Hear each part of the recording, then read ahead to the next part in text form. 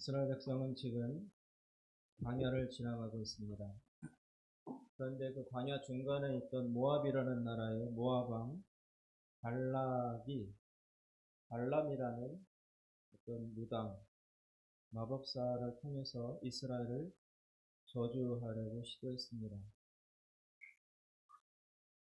그러나 사실 이 발람이라는 무당은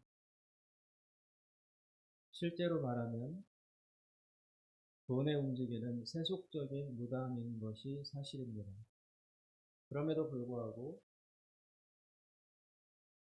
발람조차도 하나님의 뜻과 의지를 거역하면서까지는 이스라엘을 저주할 수가 없었습니다. 이것은 이스라엘을 향한 하나님의 강력하고 배타적인 보호와 의지를 보여준다고 할 수 있습니다.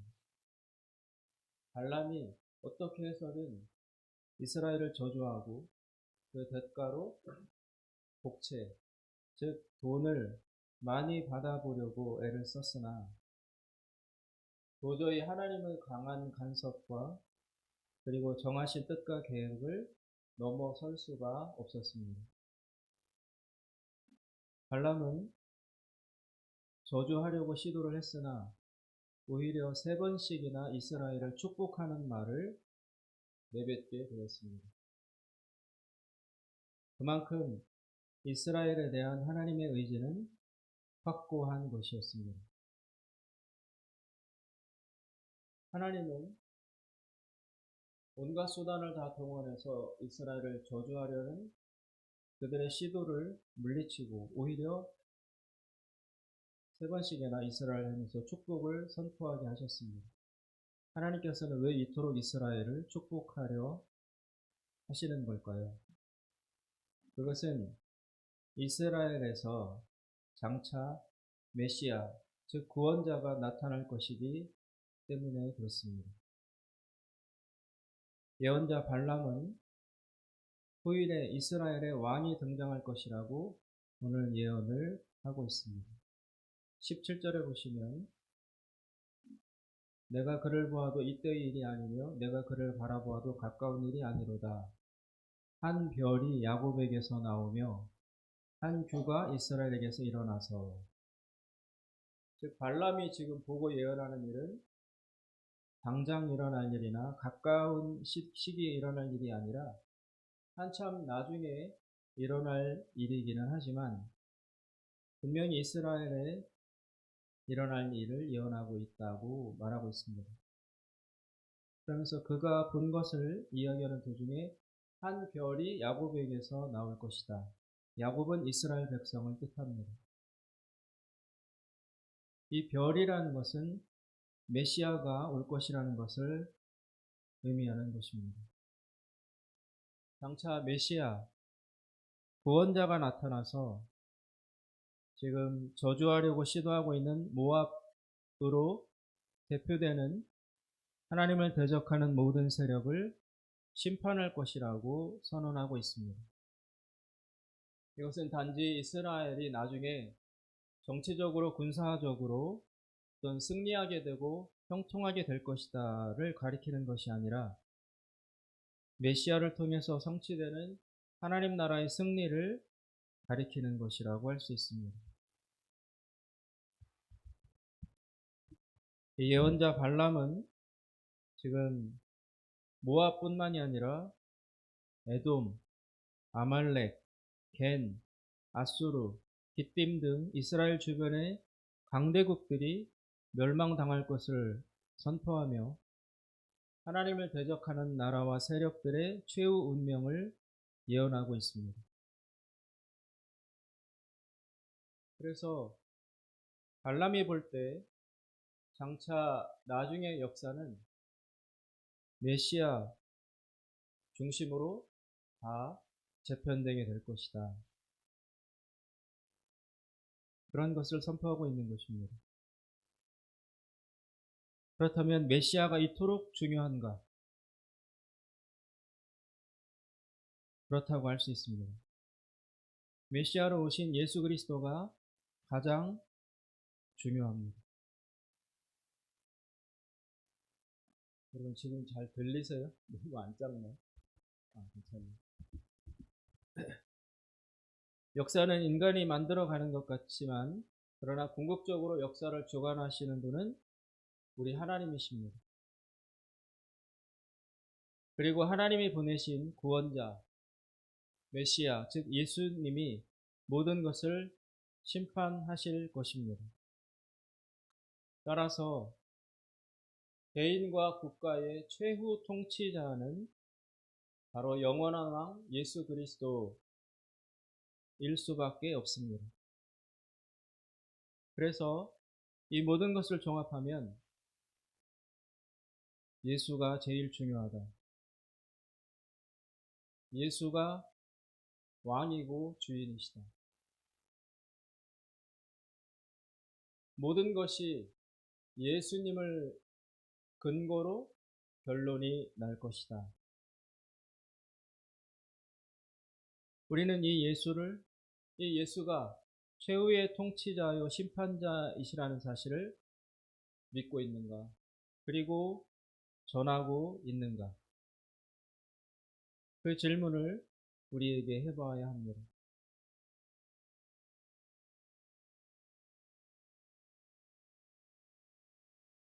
우리는 물질과 또 사람들의 시선에 따라 움직이며 살아왔습니다. 그러나 우리 인생의 가장 큰 축복은 예수님과 또 예수님이 이루신 십자가의 구원임을 우리가 다시 한번 깊이 깨달아야 할 것입니다. 이 사실을 우리가 믿고 있는지, 그리고 이 사실을 전하고 있는지, 보이는 내 현실에 근거해서 판단하고 생각하는 것이 아니라 예수님을 중심으로, 예수님을 기준과 근거로 판단해야 한다는 것입니다. 내가 내 인생의 판단자가 아니고, 내가 내 운명과 삶의 주인이 아니고, 예수님이 주인이시라는 것입니다. 그리고 그 예수님이 결국 우리가 살아온 인생을 마지막에 다 심판하실 것이라는 것입니다. 그래서 내 인생과 삶에 있어서 늘 내가 주인으로, 내가 좋으면 좋고 내가 싫으면 싫고 내가 기준에 대해서 판단하고 생각해 왔는데, 알고 보니 내가 판단자가 아니고 내가 기준이 되지 않는다는 것입니다. 지금은 내가 내 주인인 것처럼 여겨지지만, 그러나 시간이 흐르고 역사가 흐르고 그리고 우리가 죽어서 마지막 심판대 앞에 섰을 때, 그때 우리의 살아온 삶 모든 것을 판단하는 판단자는 내가 아니라 예수님이라는 것입니다. 우리는 몸을 가지고 자아를 가지고 있기 때문에 본능적으로 내가 판단합니다. 내가 해석합니다. 그리고 내가 결정하고 내가 선택합니다. 내가 평가합니다. 그런데 그런 내가 판단자요 기준이 되는 그 입장을 영원히 가져갈 수 있으면 괜찮지만, 시간이 지나면서 역사가 흐르면서 내가 판단자라는 그것이 현실인 줄 알았는데 그것이 변하여 판단자는 따로 있다는 것입니다. 심판하는 사람은 따로 있다는 것입니다. 그래서 아직 그 심판대 앞에 서지는 않았지만 지금 우리가 빨리 깨달아야 할 것이 무엇이냐면, 나중에 심판할 최후의 심판자이신 예수님이 보시기에 지금 내 삶은 올바른가? 합당한가? 그렇게 물으며 살아야 하는 것이 지혜라는 것입니다. 그것이 바로 믿음이라는 것입니다. 계속해서 내가 판단하고 결정하고 해석하는 그 일을 계속해 나갈 수 있으면 괜찮지만 그런 줄 알았는데 나중에 알고 보니 마지막 판단을 내리는 사람은 내가 아니고 예수님이시라는 사실.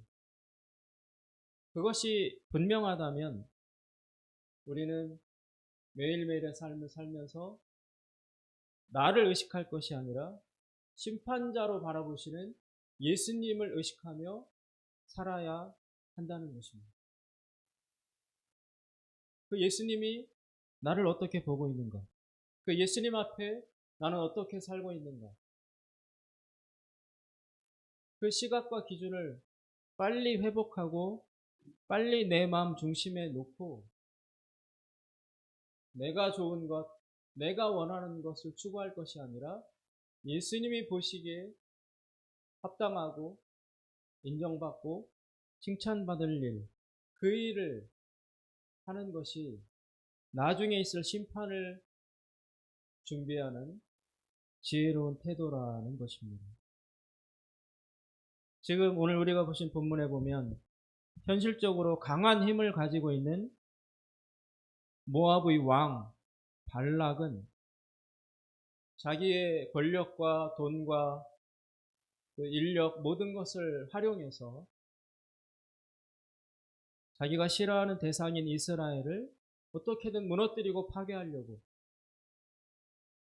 그래서 하다 안 되니까 무당을 불러서 영적으로 저주를 퍼부어서라도 이스라엘을 몰락시키려고 가전회를 쓰고 있습니다. 발락 스스로 볼 때는 자기가 하는 행동이 이유가 있고 의미가 있고 타당하겠죠.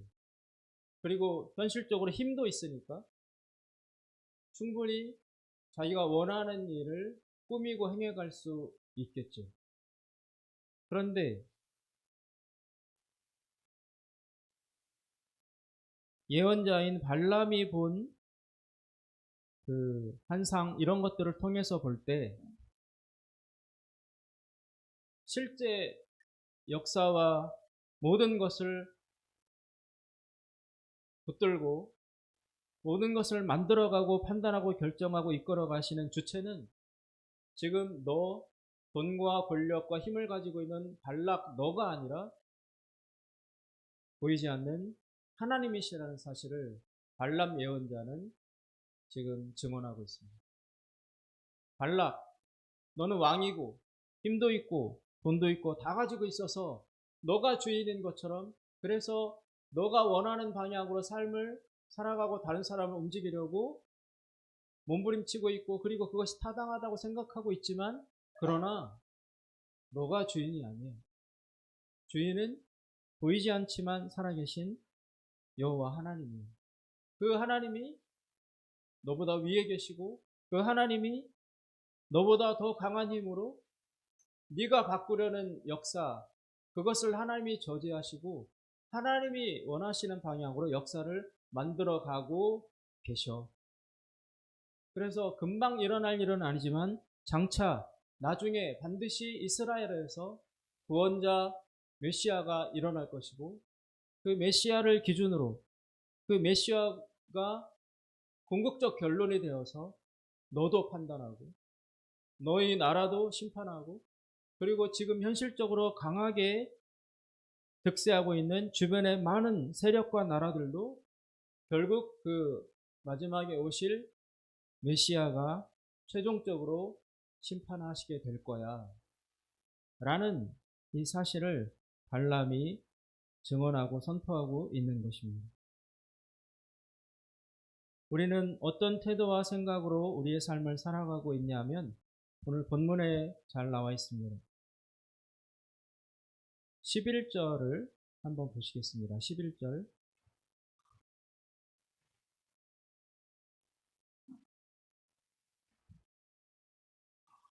11절에 보시면 발락 왕이 이렇게 이야기합니다. 그러므로 그대는 이제 그대의 곳으로 달아나라. 이게 발람에게 하는 말이에요. 내가 너를 불러서 내가 원하는 저주를 해달라고 했더니 너가 내 말을 어기고 이스라엘 3번씩이나 축복했다. 그래서 내가 너한테 화가 났으니까 복채를 주기는커녕 내가 너를 죽이고 싶은 마음이 가득하다. 그러니까 빨리 피하는 게 너한테 상책일 것이다. 내가 그토록 화가 났다. 그리고 난 다음에 뭐라고 하냐면 내가 그대를 높여 심히 존귀하게 하기로 뜻하였더니 내가 돈도 있고 권력도 있는 내가 너에게 일을 시키고 그 대가로 큰 돈을 주고 너를 높이고 명예롭게 하려고 내가 생각했어. 이것이 바로 하나님을 모르는 사람들이 가지고 있는 삶의 자세입니다. 내가 하려고 했어. 내가 이것을 원했어. 자기가 주인입니다. 근데 곧이어서 발락이 무슨 말을 하냐면 내가 그대를 높여 심히 존귀하게 하기로 뜻했지만 그러나 여호와께서 그대를 막아 존귀하지 못하게 하셨도다. 내가 이렇게 하려고 했는데 그러나 내가 만들어 가려고 하는데 하나님이 방해를 했다. 이것이 믿음 없는 모든 자의 삶의 태도입니다. 나는 이렇게 하려고 하는데 자꾸 하나님이 이것을 막고 방해해. 하나님이 안 되게 하시고 하나님이 안 들어주시고.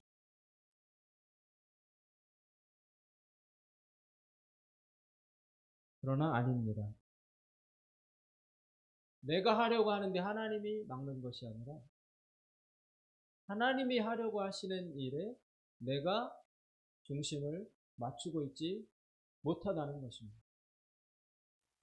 그래서 속히 하나님의 뜻이 어디에 있는지 먼저 분별하고 거기에 내가 맞추는 방향으로 내 삶을 조정해야 합니다. 오직 예수 중심으로 우리는 바꿔야 하는 것입니다. 그래야 살 수 있습니다.